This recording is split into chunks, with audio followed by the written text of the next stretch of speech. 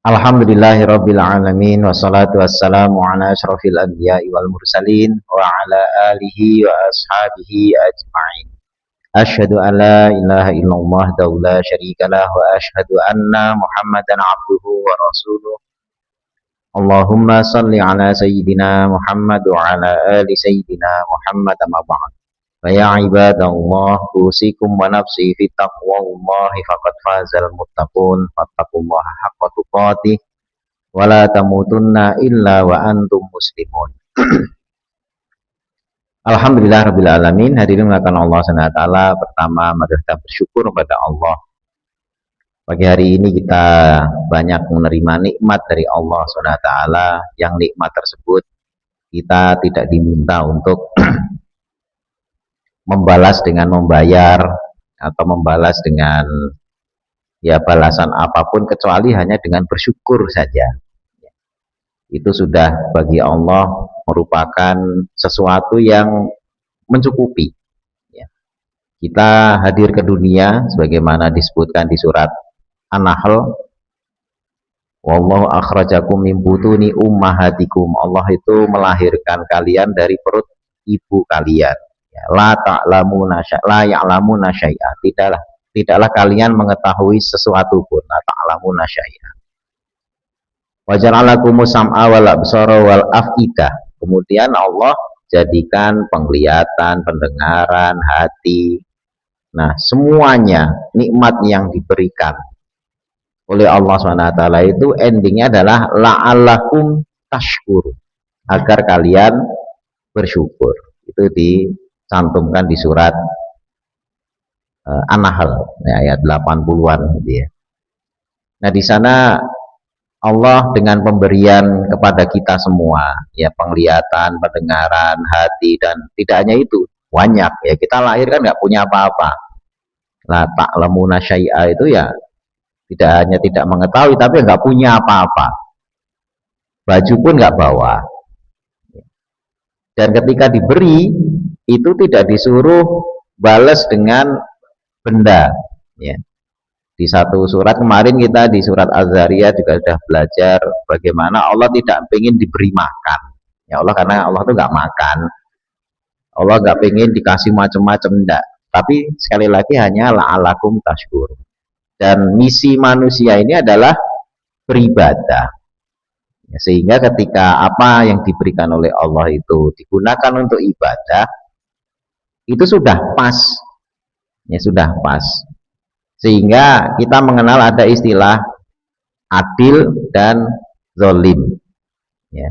Adil itu meletakkan sesuatu pada tempatnya, jadi pas, sesuai dengan peruntukan. Misalnya sendal ya dipakai di kaki, ya topi dipakai di kepala, ya. Itu sudah pas, namanya adil. Tapi ada juga yang kita kenal istilah zolim. Zolim itu meletakkan sesuatu tidak pada tempatnya. Sehingga kalau sepatu ditaruh di kepala itu zolim. Nah, itu zolim. Kalau ada topi kok ditaruh di kaki itu juga zolim, karena tidak sesuai tempatnya. Sehingga penggunaan apa yang diberikan Allah pada kita yang tidak pada tempatnya itu disebut zolim.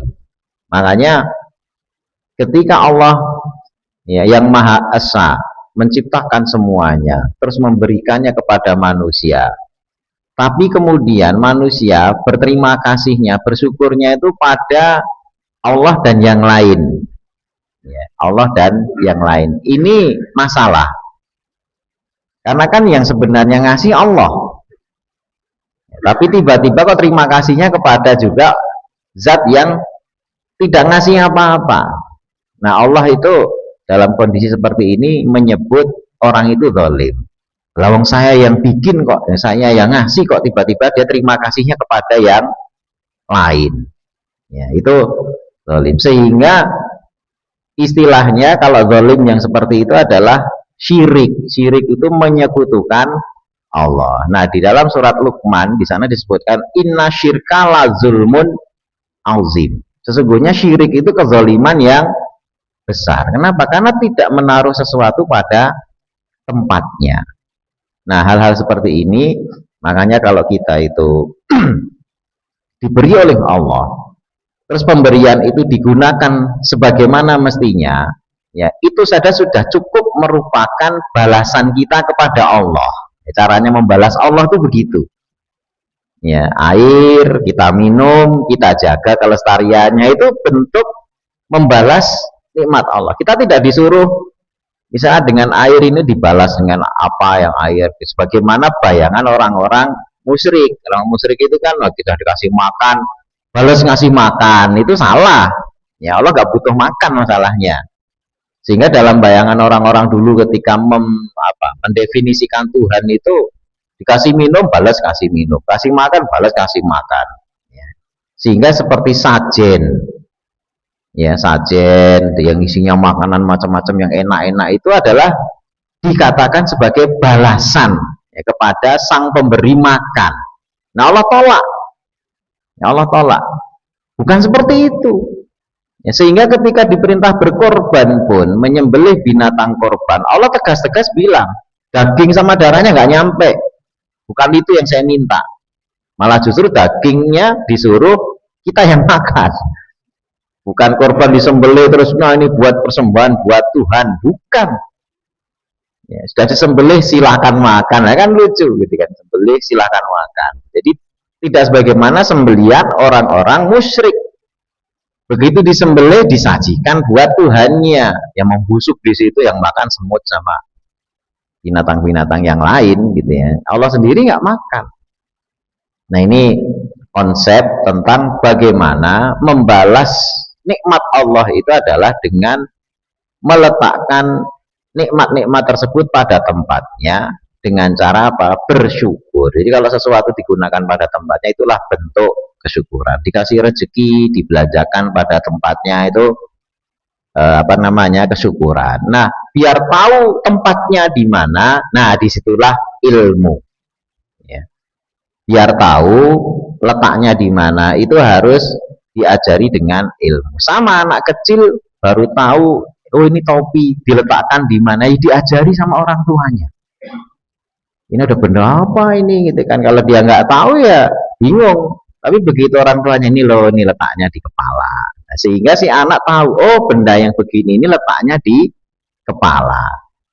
Ya, kemudian ada jam tangan, arloji, letaknya di mana, ya si anak nggak akan tahu kalau tidak dipasangkan orang tuanya. Setelah tahu, nah disitulah dia nanti akan mengajarkan kepada yang lainnya. Demikian juga dengan kita. Ketika dikasih rezeki, dibelanjakan kemana? Itu dipelajari dalam ilmu.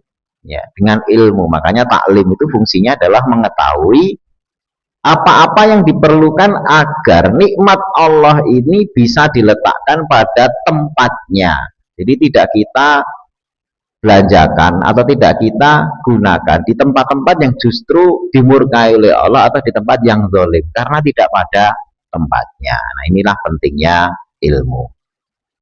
Kita lanjutkan taklim kita, tafsir kita di surat Al-Qamar kemarin sampai ayat 32. Ya, sekarang ayat 33. A'udzu billahi minasyaitonir rajim. Kazzabat qaumul Lutin bin Nudur.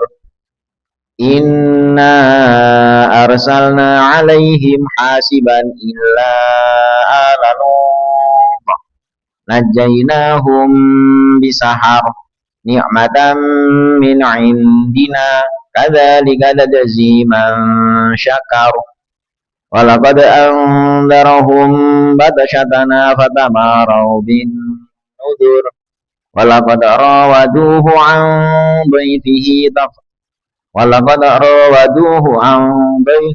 fatamasna a'yunahum fadhuqu 'adzabi wa nudur walaqad sabbahahum bukratan 'adzabun mustaqir fadhuqu 'adzabi wa nudur walaqad yassarnal qur'ana lidzikri fahal min mudzakir. Kadzabat kaum Lut, mendustakan kaumnya Lut bin nuzur, dengan nuzur. Nuzur itu peringatan-peringatan, bentuk jamaknya. Inna sungguhnya arsalna, kami telah mengutus, alaihim, mengutus itu mengirim maksudnya, alaihim atas mereka, hasiban. Hasiban itu hujan batu atau angin yang mengandung batu. Kalau angin biasanya isinya air, kalau hujan biasa ya ini hasiban, ini hujan batu, artinya angin yang mengandung batu gitu ya. Ila kecuali ala Lut, tidak mengenai kepada keluarga Nabi Lut. Najainahum, kami selamatkan mereka bisahar, ketika sahur. Ya, azabnya Nabi Lut ini datang ketika waktu sahur. Nikmatan min indina, satu nikmat dari sisi kami. Kadzalika, seperti itulah, najzi, kami membalas man, orang yang syakar, dia bersyukur. Syukur itu dibalas oleh Allah. Dapat nikmat, disyukuri, terus dibalas lagi. Nah, ini luar biasa Allah. Walaqad, dan sungguh-sungguh, anzarahum, telah memberi peringatan kepada mereka, batok syatana, akan azab-azab kami. Fatamarau, maka mereka itu mendustakan bin nuzur, terhadap peringatan-peringatan tersebut.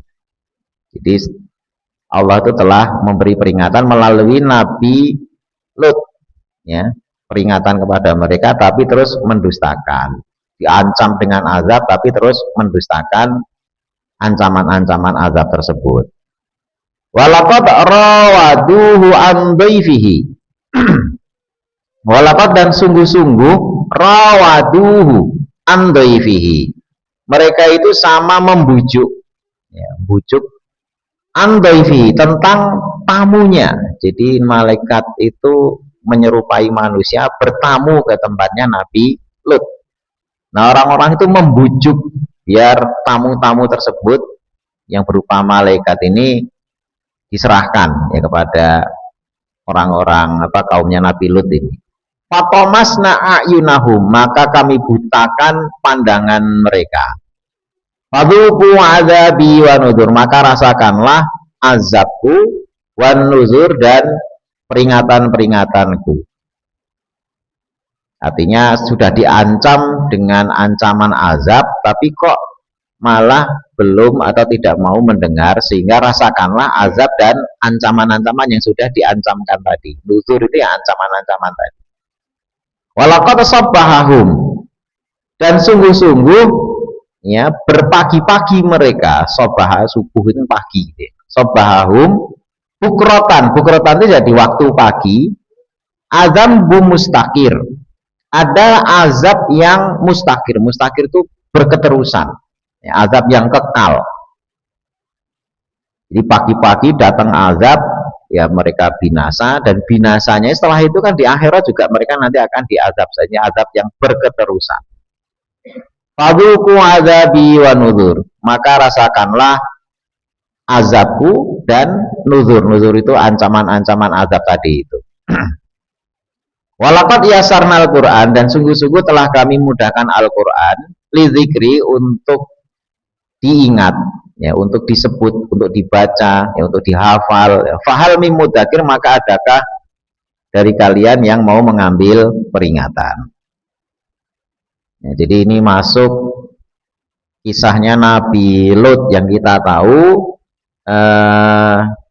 Nabi Lut ini umatnya adalah kaum homoseksual. Yang sekarang ini, kemarin agak heboh juga di daerah mana ya, Kerawang apa mana itu, yang pesta paragai, ya, mereka mengadakan pesta ya akhirnya kan pada ditangkap, digerebek dan lain sebagainya. Dan artinya kalau sudah berani melakukan pesta ya terbuka kayak gitu-gitu tuh ya, mereka ini berarti sudah terang-terangan, ya. Di kedokteran, perilaku gay, homoseksual itu masih masuk kategori gangguan kejiwaan, yaitu di PPDGJ. PPDGJ itu pedoman penata laksanaan ya dia dan diagnosis gangguan jiwa PPDGJ. Itu buku kurikulumnya kedokteran. Saya dulu pakai itu ketika kuliah kedokteran. Jadi PPDGJ. Nah, itu di setiap ada gangguan kejiwaan itu dibuat coding-codingnya. Oh ini sakit ini nih coding ini. Oh ini gangguan bipoler. Oh ini gangguan manik. Oh ini gangguan depresi. Oh ini gangguan apa dan psikofrenia dan sebagainya. Nah, salah satu gangguan kejiwaan itu yaitu G itu disebut gangguan. Jadi masuknya kepada gangguan kesehatan entah mental entah ininya gitu ya. Walaupun mungkin secara penampilan fisik ini gangguan apa ini gangguan kejiwaan. Namanya kejiwaan itu kan bisa muncul ke fisik, bisa juga ya nyamar. Ya, ada yang gangguan jiwanya itu yang model orang gila di jalanan, bajunya compang-camping, makan dari tempat sampah, nggak mandi, nggak ini. Nah, itu gangguan jiwa juga, tapi gangguan yang apa namanya ya, efek ke fisiknya itu jadi kotor, jadi kumuh, karena nggak tilik dirinya untuk kebersihan dan sebagainya itu kurang. Tapi ada juga gangguan kesehatan itu malah justru orangnya necis, ya necis baju pakai dasi. Nah, salah satunya ya kaumnya Nabi Lut ini gangguan ini sebenarnya. Jadi bukan orang sehat yang seperti itu. Nah, pada prinsipnya dalam Islam pun itu juga gangguan. Ya, di sini disebutkan inna arsalna alaihim hasiba. Jadi azabnya itu hujan batu. Dihujani dengan angin yang di situ ada batunya. Kemudian yang diselamatkan adalah keluarga Nabi Lut kecuali istrinya. Ya, istrinya Nabi Lut ya itu dia yang berkhianat kepada suaminya. Di surat Tahrim ya, surat Tahrim itu akhir deh di juz 28 ya, akhir juz 28. Di sana disebutkan tentang permisalan ya, tentang dua permisalan di situ untuk orang-orang kafir, bagaimana istri dua nabi ya, istri dua nabi yakni istrinya Nabi Nuh dan istrinya Nabi Lut. Nah, itu di surat apa? Tahrim. Di mana keduanya itu mengkhianati suaminya. Ya, fakhonatahuma gitu kan. Kedua istri tersebut mengkhianati misi dari suaminya. Nah, maka kemudian keduanya diazab. Nah, istrinya Nabi Lut ini cara khianatnya gimana? Sebenarnya khianatnya itu loh, ini kan perempuan kan tidak ikut kaum gay. Ya betul. Ya, dia juga menikah dengan Nabi, jadi tidak ada gangguan homoseksual apa enggak. Hanya masalahnya ketika datang tamu, yakni berupa malaikat. Malaikat ini sebelumnya mendatangi Nabi Ibrahim. Ya, Nabi Ibrahim didatangi, Anda nanti punya anak. Padahal istrinya sudah mandul. Nanti namanya Ishak, gitu kan. Itu habis memberitahu Nabi Ibrahim. Kemudian malaikat ini mendatangi Nabi Lut. Jadi Nabi Ibrahim dan Nabi Lut itu satu zaman. Karena Nabi Lut ini di dalam riwayat disebutkan adalah keponakannya Nabi Ibrahim. Ya, jadi masih ada hubungan apa? Saudara. Masih hubungan saudara. Sehingga ketika malaikat tadi memberitahu, ini kemarin kita sudah bahas itu di surat sebelumnya. Memberitahu, kami mau ke tempatnya Nabi Lut. Oh, Nabi Lut ini ya. Ya, kami mau menyelamatkan dia karena kaumnya begini. Nah, terus ngasih kabar gembira istrinya mau melahirkan anak. Nah, Nabi Ibrahim, wah, istrinya udah mandul. Ya Allah, mudah kayak gitu-gitu. Nah, itu setelah selesai dengan Nabi Ibrahim, tamunya ke Nabi Lut. Nah, tamunya ini ya namanya malaikat gitu ya. Malaikat ini ganteng-ganteng. Ya, ketika Nabi Yusuf ya yang tampan itu keluar di hadapan para wanita pembesar, itu komentar mereka, ini malaikat. Ini bukan manusia, ini apa? Malaikat. Jadi manusia ganteng saja itu diibaratkan seperti malaikat. Itu ungkapan untuk menunjukkan ketampanannya. Nah, apalagi ini benar-benar malaikat gitu ya. Ya buat orang kaum ke, wah ini sasaran. Nah, dan oleh Nabi Lut ya oleh Nabi Lut. Tamunya ini karena ganteng-ganteng disembunyikan. Jadi sebenarnya ketika tamu ini datang, tidak ada satupun dari kaumnya Nabi Lut ini yang tahu, karena bertamunya juga sembunyi. Nah, ketika sudah diterima, malaikat ini memberitahu, gitu ya, memberitahu, kamu ngungsi. Ya, kejadiannya itu sore, ya, disuruh ngungsi. Jangan lebih dari waktu sahur, karena Allah akan mengazab orang-orang ini. Makanya di sini disebutkan hasiba ila ala Lut. Ya, kecuali kaumnya Nabi, kecuali keluarganya Nabi. Jadi keluarganya itu sudah dikasih tahu. Permasalahannya ketika keluarganya dikasih tahu, istrinya ini sembunyi-sembunyi. Terus ngasih tahu kepada orang-orang gay ini. Itu suamiku ada tamu, ganteng-ganteng. Lah ini kepentingannya apa ngomong kayak gini gitu kan?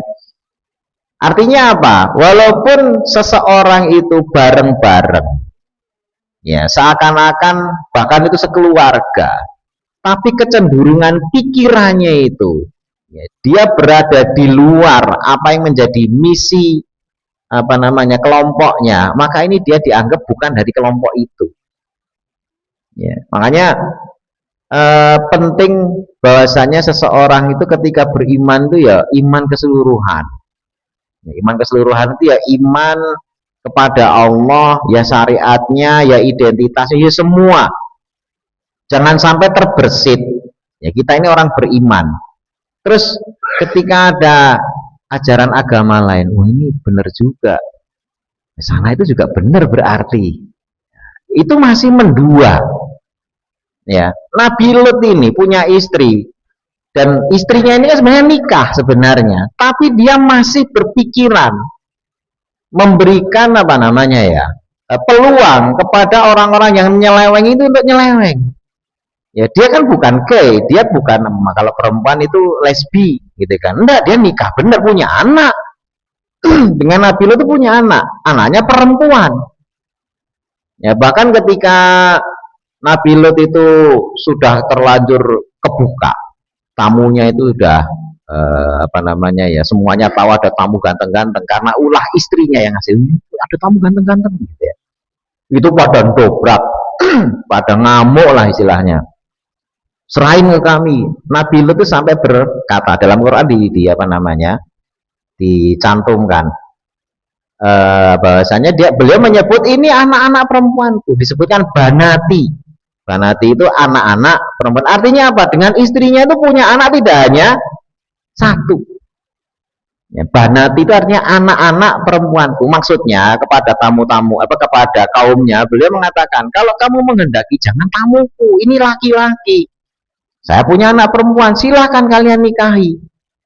Nah itu Nabi Lut berkata begitu kepada kaumnya, menunjukkan bahwasanya beliau punya keturunan dari istrinya. Nah istrinya ini bukan orang yang punya gangguan orientasi seksual, jadi normal-normal saja, tapi gara-gara dalam hatinya terbersit mendukung perilaku orang-orang yang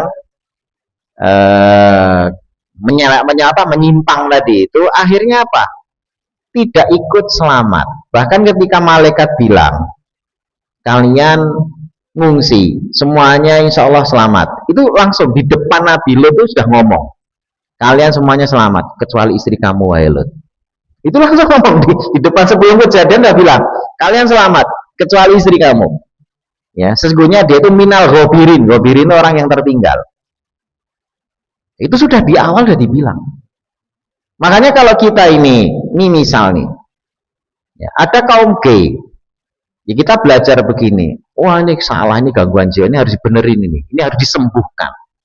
Tapi terkita, wah itu kan hak asasi manusia, ya boleh-boleh saja. Ini kayak istrinya Nabi ya Pak.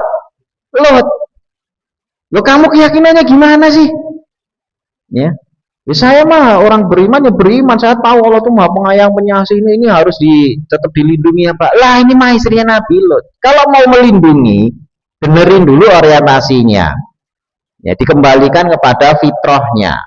Karena di sini kemudian inna nikmatan min indina, diselamatkan tadi itu karena nikmat dari Allah. Kadzalika najzi man syakar. Seperti itulah kami membalas orang yang bersyukur. Bersyukur itu maksudnya apa? Bersyukur itu memanfaatkan karunia Allah pada tempatnya yang tadi di awal kita sudah sebut. Yakni apa ya, kalau laki-laki mau memanfaatkan kelaki-lakiannya kepada perempuan, itu pada tempatnya, itu namanya bersyukur.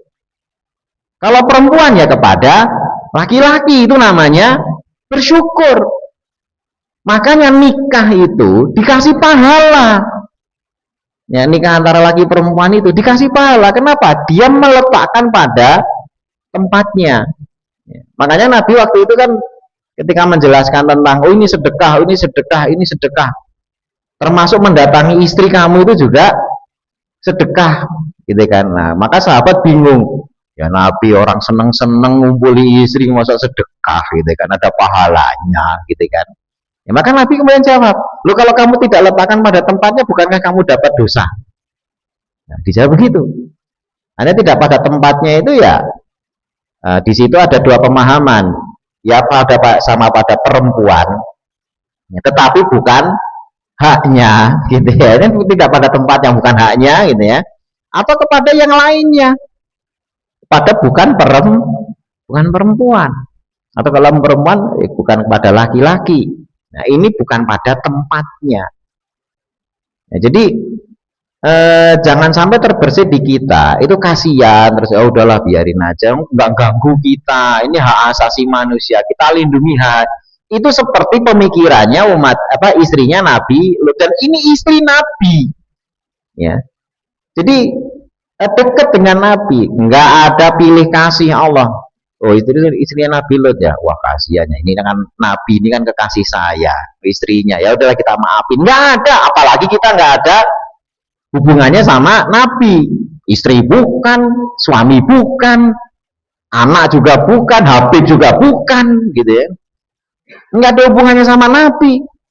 Terus tiba-tiba pikiran kita itu pengen deket dan pengen melindungi kaum K dan sebagainya. Ini kayak istrinya Nabi. Nabi Lut itu sudah istri, gitu ya. Punya keturunan juga dari anak-anak solihah, gitu ya. Tapi begitu pikirannya ke sana, disikat juga sama Allah. Minal ghafirin. Ya, karena Allah nggak mau pandang bulu, udah semuanya selamat kecuali istrinya. Padahal ya istrinya selama ini juga ya istilahnya berbakti kepada suaminya, tapi dalam hal ini dia diazab bersama orang-orang yang gay tadi. Ya. Kemudian najainahum bisahar. Jadi kejadian penyelamatan itu terjadi pada waktu sahar. Nikmata min indina kadzalika najzi man syakar. Seperti itulah kami membalas orang yang bersyukur. Karena memanfaatkan, menggunakan potensi yang diberikan Allah pada kita pada tempatnya, itulah disebut sebagai kesyukuran. Walaqad anzarahum batsyatana fatamarau binuzur. Nah, kemudian sebelumnya sebenarnya ini Allah menjelaskan walaqad anzarum, sesungguhnya mereka itu sudah diberi peringatan oleh Nabi Lut. Kalau kalian tidak tobat, nanti akan ada ancaman-ancamannya, ya siksa, ya ini, ya itu semuanya dijelaskan. Tetapi fatamarau bin nuzur, mereka mendustakan ancaman tersebut. Walaqad rawadu an dhaifi, malah justru makin kalap, ya, makin membuta matanya, makin pengen mendapatkan tamunya Nabi Lut, tetapi Allah lindungi, ya, tamunya Nabi Lut ini dilindungi, selamat, keluarganya selamat, umat tersebut dihancurkan oleh Allah. Nah, sehingga di sini pelajaran yang bisa kita ambil, yang pertama, kita ketika mengakui satu kebenaran dan kebenaran itu dari Allah, jangan memberi kesempatan untuk juga membenarkan yang lain, ya, yang memang ya bertentangan dengan apa yang kita yakini dari kebenaran yang datang dari Allah. Ketika kita masih memberi toleransi, wah itu ya juga benar, ini kita sudah berkhianat terhadap kebenaran tersebut, yang kita disebut oleh Allah sebagai kesyirikan, ya, karena mengakui kebenaran yang bukan dari Allah, ya. Kemudian bagaimana Allah SWT menyelamatkan orang-orang yang istiqomah, ya. Jadi hari ini Allah SWT, istiqomah itu sesuatu yang berat, ya. Istiqomah itu bagaimana seseorang mengakui kebenaran terus berada di sana, ya, karena Nabi pernah ditanya, ya Rasul, beri saya satu nasihat yang saya tidak perlu nanya ke orang lain lagi, ya. Maka Nabi menjawab, kul, katakanlah, amantu billah, saya beriman kepada Allah, sumastakim, kemudian istiqomah, kan ringkes gitu. Amantu billah sumastakim, katakan saya beriman pada Allah kemudian istiqomah, artinya begitu sudah iman, udah di situ aja, nggak usah kemana-mana, itu kamu selamat. Jadi kita ini kalau melihat ke belakang, kemarin saya share foto-foto jadul gitu ya, zaman lama dan lain sebagainya, untuk menunjukkan betapa Allah SWT itu menjaga kita. Dulu kita berusaha jadi orang baik, ya. Sekarang kita juga masih berusaha menjadi orang baik. Artinya masih istiqomah di situ, belum kemana-mana. Nah, menunjukkan betapa kita berusaha untuk jadi baik. Ya, itu hal-hal yang penting kita untuk kita istilahnya itu prestasi. Jangan seperti istri Nabi Lut yang tadinya mungkin di awalnya nikah dengan Nabi Lut baik, tapi terus kemudian pikirannya mulai melenceng. Ya, terus mulai ada sentimen merasa oh ini mereka juga manusia yang harus dilindungi ini dan sebagainya, terus malah ada tamu dikasih bocoran. Nah, ini sudah mulai melenceng. Kenapa? Karena ketika kita istiqomah pasti akan ada jalan-jalan selamat, ya, di dunia maupun di akhirat. Nabi Lut ini ketika disebut najainahum bisahar, diselamatkan Allah, ya, mereka itu ketika sahur atau ketika waktu pagi, itu berarti selamat dunia atau akhirat? Di ayat ini dunia, ya, karena diselamatkan dari apa? Bencana yang datang berupa hujan batu itu. Sehingga ini janji yang sama kepada orang yang tetap istiqomah, ya. Permasalahannya kadang-kadang kita itu tidak melihat jalan keselamatan itu seperti apa, ya. Tapi kadang-kadang Allah, ya, ini bersyukurlah kalau kita itu terbuka matanya terus bisa melihat, oh ternyata saya ini diselamatkan.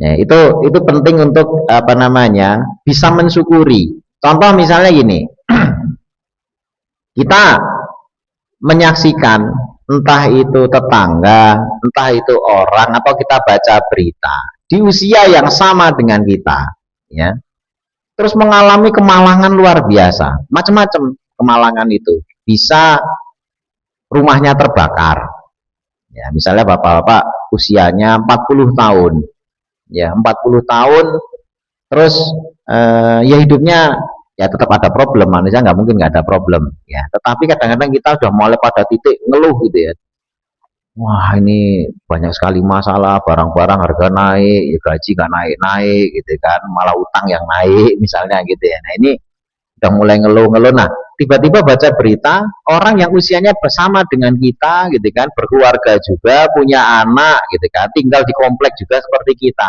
cuma sekomplek itu satu deret gang rumahnya terbakar semua, ya.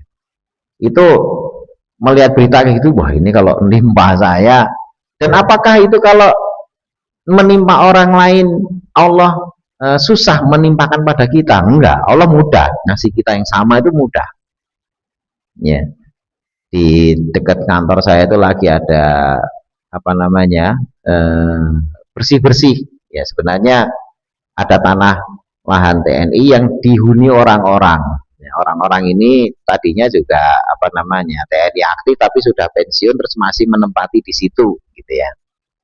Nah, tiba-tiba tempatnya mau digunakan untuk yang masih aktif, jadi yang menempati di situ ada sebagainya yang memang liar gitu kan. Itu tiba-tiba ada pengumuman, sebenarnya bukan tiba-tiba, udah berapa tahun yang lalu, tapi tetap saja walaupun berapa tahun yang lalu ketika pengumuman pertama kan orang kaget, oh ternyata tinggal di sini sebentar lagi harus nyingkir. Sebagiannya ada yang sudah pensiun, sebagiannya ada yang kerja tapi bukan lagi di TNI gitu ya. Nah, itu ketika tiba-tiba menerima peringatan harus pindah, ya, saya aja kadang-kadang ngerasa, waduh susah juga itu, ya. Dan tidak ada, artinya dulu kan memang menghuni di situ dia tidak tidak bayar, tidak ini karena tanah milik negara sebenarnya gitu kan. Tapi apapun itu, tiba-tiba suruh pindah, ini kan butuh kesiapan. Ada yang sudah bertahun-tahun di situ, sudah punya anak dulu SD, SMP, SMA, sudah bahkan sudah dewasa juga di situ, mesti punya kenangan. Itu terus tiba-tiba pindah gitu ya. Nah, hal-hal seperti itu kadang-kadang ketika kita punya masalah seberat apapun, terus menyaksikan mereka gitu kan, orang-orang yang kebakaran rumahnya, yang tiba-tiba ada yang longsor, ada yang kena musibah besar dan lain sebagainya, itu kadang-kadang kita, ya Allah, saya ini berarti masih dalam lindungan Allah. Ya. Jadi dulu pernah saya sampaikan, nikmat yang seringkali luput kita syukuri itu adalah potensi bencana yang dihindarkan Allah dari kita. Kenapa kita susah mensyukuri itu? Karena kan terhindar. Beda kalau benar-benar kena. Misalnya begini, di jalan ya kontainer banyak, keserempet, kecelakaan, ya kecelakaan bengep apa patah dan lain sebagainya. Naudzubillah min dzalik ya, ini misal saja. Ya, terus masuk rumah sakit dirawat, itu akhirnya operasi 5 kali operasi, bahkan harus di ini dan lain sebagainya. Terus sembuh.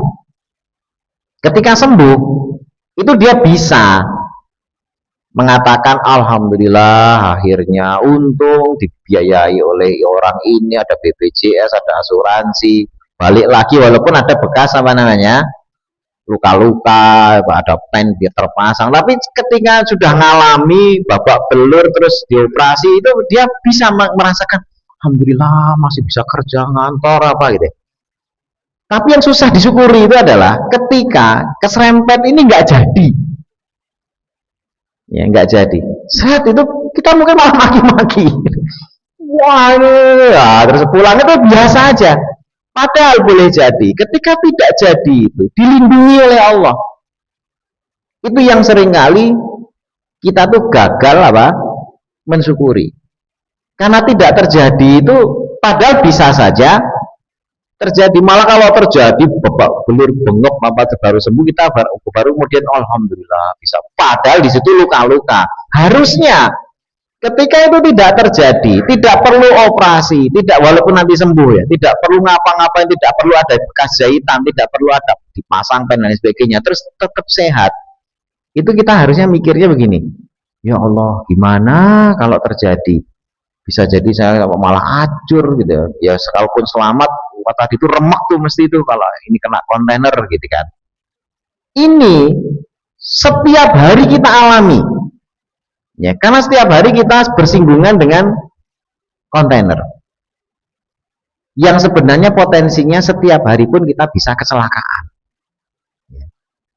Tapi ternyata dari semua kejadian, bertahun-tahun kita lewat jalan cacing, bertahun-tahun lewat di Babek situ, kita nggak kecelakaan. Artinya apa? Berapa hari kita dilindungi oleh Allah, tapi terus kita tidak syukuri. Tapi begitu pernah celaka sekali, masuk rumah sakit, terus bengep hancur lebur tadi, walaupun kemudian sembuh, baru kita ngomong alhamdulillah jadi sembuh. Jadi seakan-akan kalau kita menjumpai itu, kalau kita ini misalnya di pihak Allah gitu ya, oh ini orang memang kurang ajar ini, baru bersyukur kalau udah babak belur, apa kita bikin babak belur aja nih ya. Itu kalau kita dari sisi Allah mungkin mikirnya begitu. Ini berhari-hari 360 hari dalam setahun selamat kok ya, nggak ada terima kasihnya gitu kan. Itu seakan-akan begitu, padahal bisa aja dalam sehari disentil sama Allah, kesenggol, terus kemudian masuk rumah sakit dan sebagainya, itu bisa. Nah sayangnya ketika pas masuk rumah sakit malah wah untung cuma keserempet, wah untung, ini merasa beruntungnya itu kalau cuma keserempet. Kenapa kita tidak dia bilang untung saya selamat selama bertahun-tahun ini? Kita baru bisa bilang untung ketika hanya keserempet, untung ketika jelungup tapi masih selamat, masih hidup, kita merasa untung. Padahal ketika tidak terjadi kecelakaan, harusnya alhamdulillah ya Allah hari ini saya ngantor pulang tidak terjadi kecelakaan, tidak keserempet ya, tidak harus dioperasi. Ini keuntungan yang besar buat saya bersyukur. Ini yang justru jarang kita syukuri. Kita merasa beruntung ketika sudah keserempet tadi. Nah ini makanya saya bilang banyak nikmat yang justru tidak kita syukuri, ya, yakni adalah nikmat potensi kecelakaan. Jadi potensi, apakah kita tidak bisa celaka di tempat yang sekarang ini kita tinggal? Bisa. Dimanapun kita tinggal bisa celaka, bahkan di rumah sendiri. Ya, ada yang di rumah sendiri nyantai, kompornya apa yang jeblok atau meledak, gitu, kompor meleduk gitu ya. Bisa sampai tembus atap. Ya mungkin di sini ada juga ngalami, Pak Iwan pernah ngalami itu ya.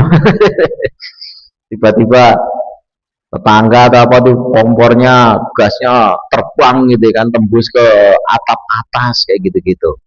Bisa ada yang sampai bakar. Di sini kan juga ada gubukan kebakar dan sebagainya, ya. Hal-hal yang kita tidak memikirkan bahwasanya kecelakaan, bencana itu bisa datang dari manapun, ya. Bahkan paling dekat di rumah kita, dari tempat tidur kita pun juga bisa, ya. Karena semua yang ada di sekitar kita itu bisa digunakan oleh Allah sebagai alat untuk mengazab kita, alat untuk mendatangkan celaka untuk kita. Itu kalau Allah menghendaki. Makanya ketika kita setiap pagi itu bangun tidur sehat, bisa sholat, bisa ngaji, itu berapa banyak musibah yang Allah SWT handle, yang Allah SWT cegah agar tidak terjadi pada diri kita. Ada yang bangun dari tempat tidur baru naruh kaki, ini sarafnya entah kecepit entah apa, klak, nyerinya hebat, terus sampai berhari-hari nggak bisa gerak, cuma gara-gara salah gerakan. Ada yang di kamar mandi kepleset, kebentur perdarahan otak, ya, terus akhirnya stroke seumur hidup, nggak bisa gerak, mati separuh. Ada. Jadi cuma di dekat-dekat rumah saja, nggak jauh-jauh. Nah, sehingga ketika kita bangun pagi, turun dari tempat tidur ke kamar mandi, wudhu, keluar sholat apa, sehat, berapa ratus kemungkinan musibah ini Allah tidak timpakan kepada kita. Dari rumah ke masjid, apa nggak mungkin kita celaka? Bisa, ya, bisa. Ya, berapa banyak kejadian-kejadian orang yang baru keluar dari masjid, tiba-tiba ada yang kayak di itu loh, yang daerah mana itu, Manado atau apa, yang likuifaksi. Likuifaksi itu tanah yang tiba-tiba Palu ya, Palu. Ya, likuifaksi itu tanah tiba-tiba kayak jadi lumpur gitu. Terus tiba-tiba satu kampung hilang, di peta itu hilang. Ya. Dan itu bisa terjadi dimanapun. Likuifaksi biasanya itu daerah-daerah yang mungkin dulunya apa, rawa atau apa, tapi tiba-tiba tanah itu mencair gitu, amblek, habis. Nanti boleh deh dibaca beritanya lagi gitu ya, likuifaksi di di Palu gitu ya. Itu kota, satu desa itu habis. Nah kita, apakah di Jakarta Utara itu tidak mungkin? Mungkin. Ya, tapi kita tiap bangun pagi nggak terjadi apa-apa di tanah kita. Artinya apa? Ya Allah masih jaga. Ya Allah masih jaga. Makanya bersyukur itu bisa kepada sesuatu yang kita benar rasakan. Mata sehat, telinga sehat, badan sehat, itu kan bisa kita rasakan. Tapi juga yang paling susah itu adalah potensi bencana yang dihindarkan Allah dari kita. Ini paling susah kita syukuri. Karena tidak terjadi. Malah lebih mudah mensyukuri yang bencana yang terjadi tadi itu, yang untung cuma keserempet, untung cuma itu. Jadi udah celaka itu untung. Nah, tapi malah kalau nggak celaka sama sekali, kita lupa untuk mengatakan untung. Ya itu manusia.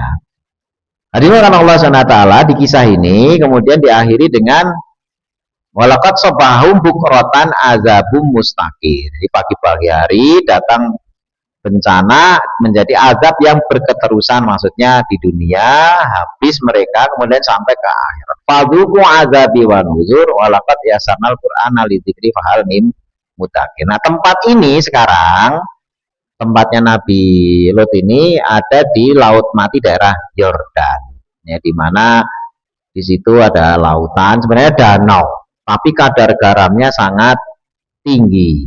Ya, kadar garam yang tinggi ini menyebabkan tidak ada satupun binatang atau tumbuhan yang bisa tumbuh karena garamnya tinggi. Makanya garam itu digunakan untuk bahan pengawet. Ya, kenapa ada ikan asin?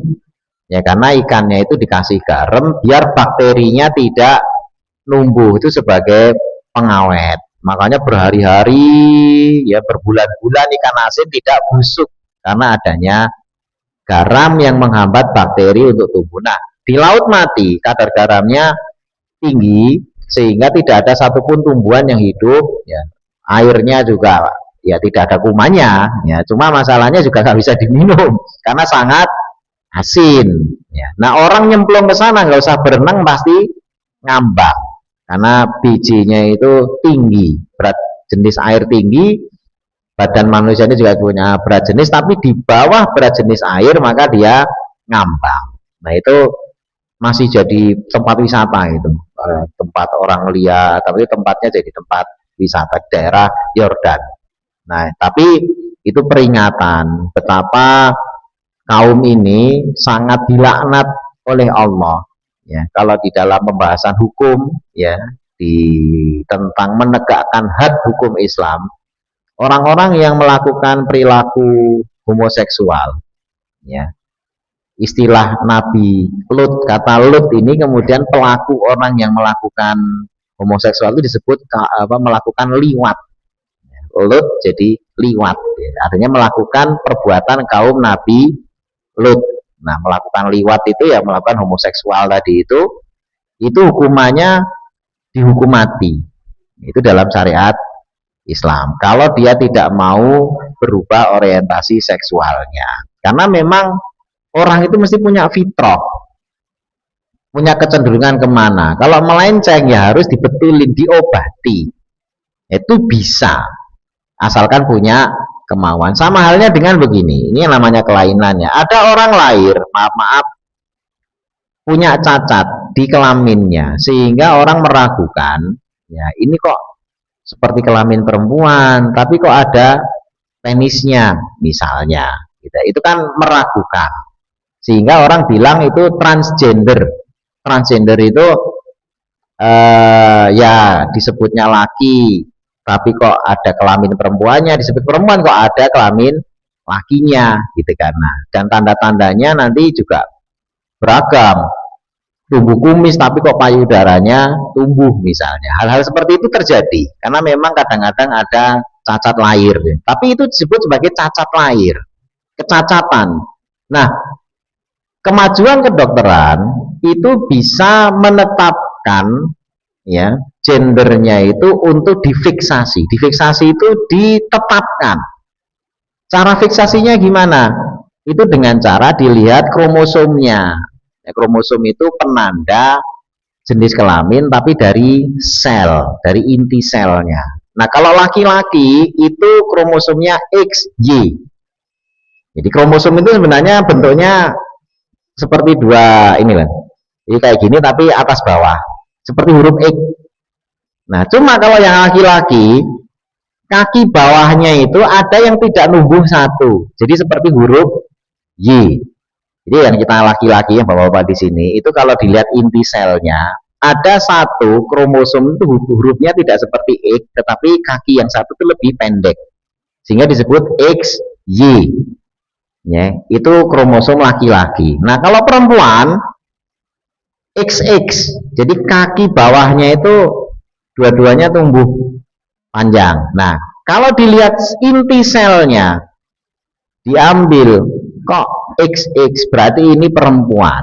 Sehingga ketika ada seorang yang ini kok numbuh, maaf numbuh penis, ya, tapi kok payudaranya tumbuh juga, gitu kan, maka dilihat sel inti selnya. Oh, tapi dia XX. Sehingga apa? Difiksasi. Fiksasi itu ya sudah, kalau begitu alat kelamin lakinya dieliminasi. Biarkan tanda-tanda seksual sekundernya, payudaranya, kulitnya yang halus, suaranya dan sebagainya ini biar mengarah kepada perempuan. Jadi jangan dibiarkan, tetap itu intervensi dengan adanya operasi kelamin dan sebagainya, fungsinya untuk itu, bukan merubah yang sudah fix, ya. Jadi fiksasi itu intervensi untuk hal-hal yang sifatnya masih trans, ya, transgender. Jadi untuk memastikan ini dijadikan perempuan, memang benar perempuan, cuma ada kecacatan. Ini laki-laki, cuma ada kecacatan. Nah, karena ada kecacatan, itu kecacatannya dihilangkan untuk difiksasi apakah dia laki atau dia perempuan. Bukan udah jelas-jelas perempuan, oh saya pengen jadi laki terus dioperasi, terus difasilitasi. Itu namanya teknologi yang disalahgunakan. Ya, ini banyak terjadi gitu kan. Itu ada sutradara Hollywood, tadinya laki-laki, duanya bersaudara, dua. Terus operasi jadi perempuan semua, berdua. Ini dua-duanya laki-laki.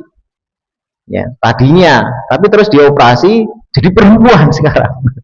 Perempuan semua, perempuan dua-duanya bersaudara. Saudara terkenal itu. Nah, itu ya mereka aneh-aneh saja, ya, udah bebas karena tidak mengenal adanya sang maha pencipta apa, bebas saya mau jadi perempuan terserah saya, yang punya duit juga gitu ya. Nah, ini hal-hal yang terjadi di sekitar kita, sehingga kalau ada trans seperti itu tadi yang kita analisa dan sebagainya, itu banyak kasus seperti itu banyak. Jadi bukan sesuatu yang jangan kita malah ikut-ikutan pemikiran mereka, loh ini kan ada yang begini-begini, bukan. Justru teknologi kedokteran itu ketika ada seperti itu kecacatan, cacat dohir yang harus difiksasi untuk diperjelas, dipertegas ini laki atau perempuan. Jangan dibiarkan abu-abu, ya, jangan dibiarkan apa, abu-abu, sehingga akhirnya ya tadi identitas yang tidak jelas. Nah, kalau di luar negeri sana malah dibiarkan abu-abu, sehingga kalau kita lihat paspornya orang Australia itu ada gender itu laki-laki, male, kemudian ada gender female, kemudian ada gender third gender, gender ketiga. Ya, jadi ada yang menuliskan unidentified, tidak teridentifikasi. Gitu ya. Jadi gender itu ada tiga. Kalau paspor luar negeri ya, paspor luar negeri itu tiga. Di Australia sudah diberlakukan gender laki, perempuan, dan tadi itu unidentified atau subgender, gender ketiga. Nah, kalau kita mengisi form, ya, aplikasi-aplikasi luar negeri kayak Facebook, ya, kemudian ada lagi kita Facebook kan kenal ya, akrab tuh. Itu kalau ngisi form nama siapa, jenis kelamin, itu sudah tersedia kelamin yang ketiga. Jadi kita malah difasilitasi, ini kan goblok, gitu kan. Harusnya ya kalau misalnya ini udah dua saja, biar orang yang ada di ketiga itu membetulkan dirinya, difiksasi mau laki atau perempuan. Nah, ini hal-hal yang dan itu sebenarnya memperjelas laki perempuan itu juga bagian dari keamanan. Ketika orang nyebut gender ketiga tadi itu, ya, ketika orang berbuat jahat, dia bisa aja penampilannya perempuan, tapi terus padahal dia gendernya itu gender ketiga, sehingga ketika identifikasi kita bayanginnya kan perempuan tapi ternyata ketika nyari yang female nggak ketemu karena orangnya gender ketiga. Terus belum lagi Olimpiade kemarin di mana, Prancis, tinju, tanding antara laki sama perempuan, penampilannya kayak perempuan padahal dia gendernya laki, ya kalah, perempuan dipukuli sama laki-laki ya kalah, sehingga pembagian antara atlet perempuan dan laki juga berantakan. Ya, kalau yang muslim ini softnya saya belakang apa depan ya, itu repot itu. Makanya harus ada apa, fiksasi, ya, fiksasi, karena dalam ajaran agama itu laki perempuan harus jelas, saya soft belakang atau soft depan, saya pakai hijab atau pakai peci, ya. Ini warisannya dapat setengah, satu bagian atau dapat dua bagian. Nah, biar dapat dua operasi, wah ini saya perempuan, dapat setengah, atau udah saya operasi jadi laki aja biar dapat dua, operasi modalnya dikit ini, gitu kan. Wah, ini berantakan juga akhirnya, ya. Agama tidak seperti itu. Nah, baik, mungkin ini yang bisa kita bahas pagi hari ini. Barangkali ada yang ditanyakan. Ya Pak, ya.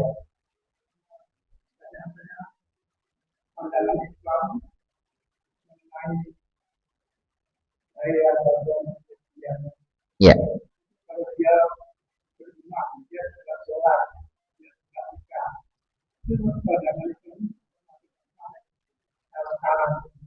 Ya, pada prinsipnya ketika dia kalau nikah berarti sesama gay atau gimana nikah?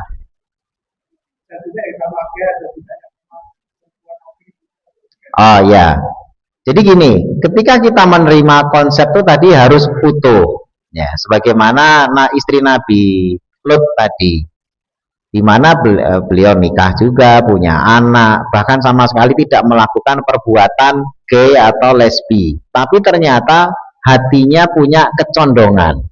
Nah, itu saja dihukumi oleh Allah SWT, dianggap ikut orang-orang gay atau orang-orang homoseksual tersebut. Tapi ini adalah urusan batiniah, ya, urusan batiniah.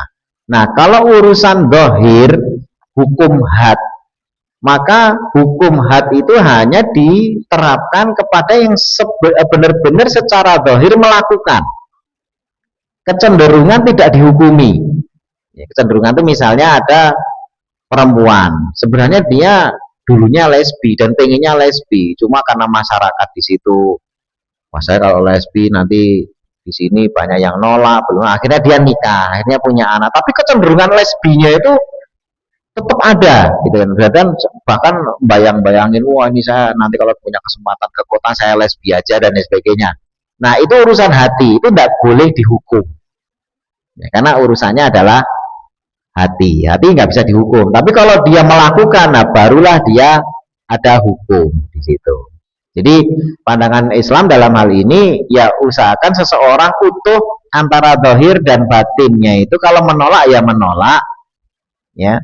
Tapi ada juga bagaimana dohirnya sepertinya menolak, tapi hatinya menerima, ya seperti itu nggak dikasih hukuman. Biar Allah nanti yang menentukan hukumannya, gitu. Itu dalam syariat Islam seperti itu. Iya, tetap nanti biar Allah yang memutuskan. Artinya dia kalau perempuan ya di soft belakang, laki-laki ya di soft depan. Sholat seperti biasa. Kan urusannya ini hati masalahnya. Artinya dia entah gay, entah lesbi, tapi cuma kecenderungan dalam hati. Tapi dohirnya dia nikah, punya anak, dan sebagainya. Ya biarkan saja. Itu biar hatinya. Tugas kita hanya edukasi agar kemantapan hatinya itu nanti ya kepada yang wajar-wajar, yang normal, yang bukan gangguan mental atau gangguan kejiwaan. Karena itu disebut dalam PPDGJ itu benar-benar gangguan mental atau gangguan kejiwaan. Jadi harus tetap diobati, tapi tidak bisa dihukum apa-apa yang seperti itu. Gitu lah ya. Yang lain? Ya. Ya, silakan.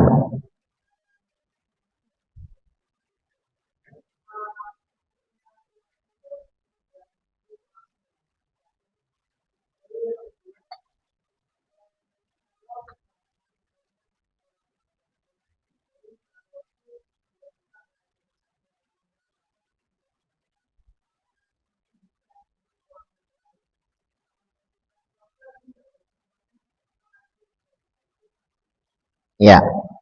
Tadi berasa 15 hari. Oh ya.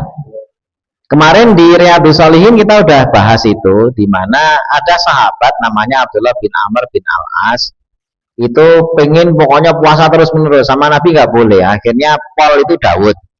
Nah, ketika menjelaskan puasa Daud, beliau akhirnya ngambil itu, tapi kemudian dimodif. Dimodif itu ada kalanya ketika beliau kondisinya agak mungkin lemah atau apa, beliau nggak puasa, tapi dihitung itu, waduh ini kondisinya lagi sibuk, lagi ini nggak puasa, sehari, 2 hari, 3 hari, 4 hari nggak puasa. Nah, terus akhirnya 4 hari berikutnya dia puasa. Nah, itu dilakukan oleh sahabat. Jadi di sini perlu dijelaskan bahwasanya puasa itu sebagaimana juga ibadah yang lain seperti sholat dan sebagainya, itu ada yang mutlak, ada yang muakkad. Ya, mutlak itu kapanpun puasa silahkan, itu mutlak, tidak perlu melihat ini karena apa, nah apa dan sebagainya, sunahnya gimana, enggak, itu mutlak. Mutlak tuh saat ini misalnya hari Minggu gitu kan, pagi kita nggak bangun terus puasa aja lah hari ini, itu mutlak, nggak apa-apa, itu ibadah juga. Atau puasa yang muakkad. Muakkad itu seperti ya di apa namanya ya, didukung oleh dalil, ada contoh seperti puasa Arafah, itu muakkad, ya, artinya dikuatkan, ya dikuatkan. Puasa 10 apa besok ini ya, suro itu apa, 10 Muharram, nah muakkad itu ya, ada dalil, ada contoh gitu kan. Nah sehingga apa namanya, hal seperti itu dilakukan karena adanya dalil. Nah makanya kalau tadi apa bisa kita puasa, pokoknya puasa bisa, itu masuknya puasa yang mutlak. Sama halnya dengan sholat, sholat mutlak. Habis ini kita sholat suruh, itu ada sunahnya. Tapi udah habis ini saya sholat lagi 1000 rakaat atau sekuatnya, itu namanya mutlak. Ya, mutlak itu tidak ada batasan, tidak ini, dan juga nggak dilarang karena memang saat itu boleh sholat, kecuali dilarang di waktu-waktu yang ya dilarang tadi, gitu kan. Misalnya pas matahari di tengah itu kita dilarang sholat, pas matahari terbit itu juga dilarang sholat. Kalau puasa pas tasrik itu dilarang puasa. Tapi selain itu mau puasa kapanpun, ya itu puasa mutlak.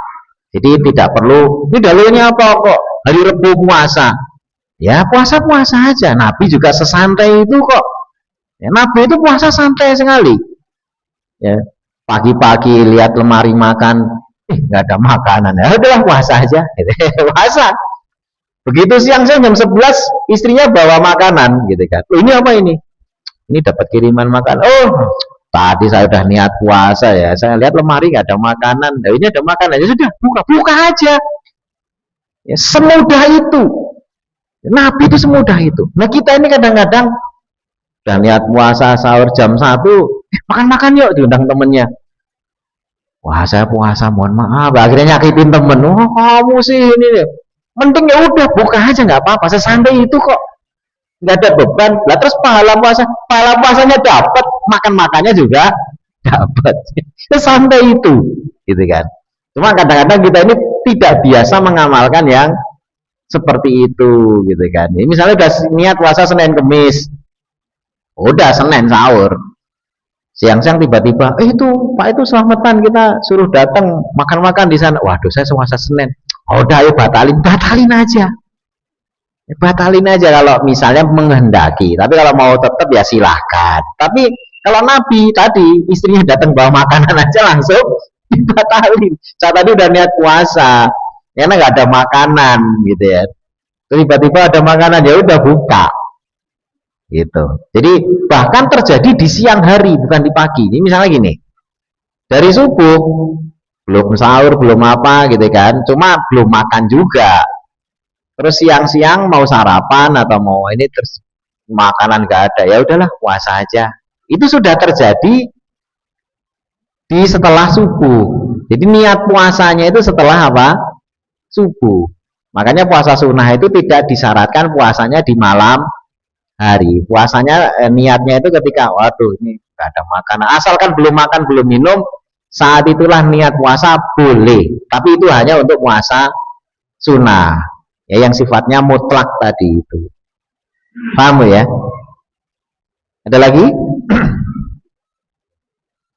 Kalau tidak ada, mudah-mudahan bermanfaat kajian pagi hari ini. Kalau ada salah kata saya mohon maaf sebesar-besarnya. Kita tutup doa kafaratul majelis. Subhanakallahumma wa bihamdika asyhadu an la ilaha illa anta astaghfiruka wa atubu ilaik. Wassalamualaikum warahmatullahi wabarakatuh.